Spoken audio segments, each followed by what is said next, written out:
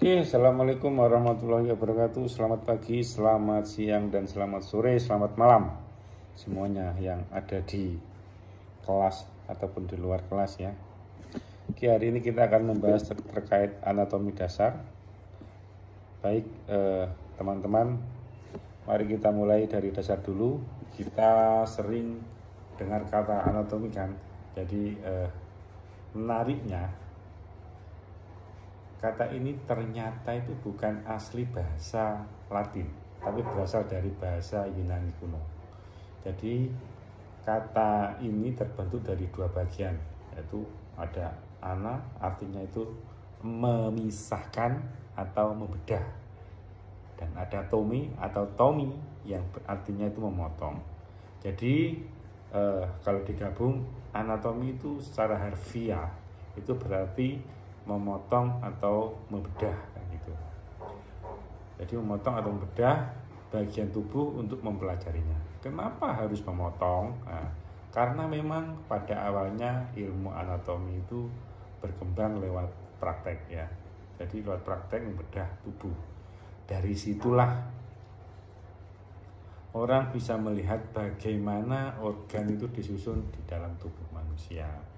Jadi bayangkan di masa lalu orang baru tahu apa itu jantung, paru-paru, atau susunan otot setelah itu dibedah tubuhnya. Nah, secara ilmiah, anatomi itu kita artikan sebagai ilmu yang mempelajari struktur, susunan, dan fungsi bagian tubuh makhluk hidup.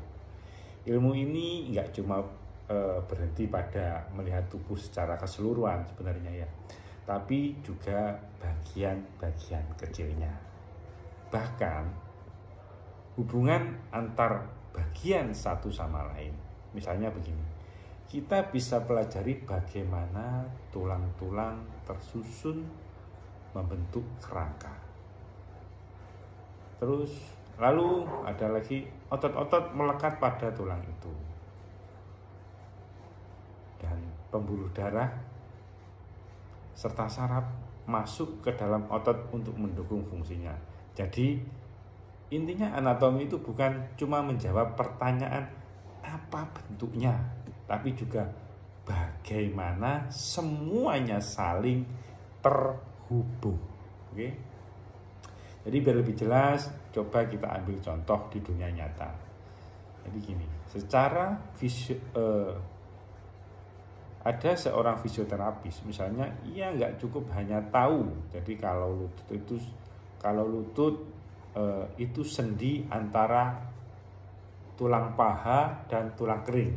Jadi ia harus tahu juga yang menggandengkan antara itu. Ya, ada ligamen ya. Jadi apa saja yang menopang lutut, ada otot mana yang berperan kira-kira saat kita menekuk atau meluruskan kaki itu.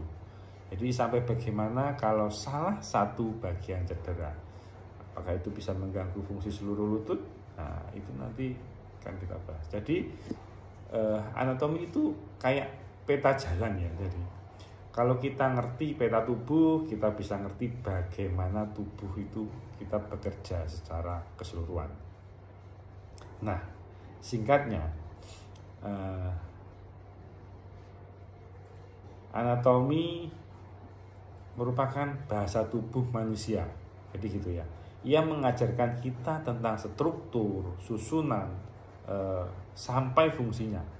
Jadi pemahaman ini yang akan jadi landasan utama sebelum kita masuk ke pembahasan berikutnya, yaitu ada posisi anatomi, standar, bidang potong tubuh, dan sistem organ lainnya. Ya, gitu. Mungkin untuk slide berikutnya nanti akan bahas. Oke. Tetap stay tune di sini ya.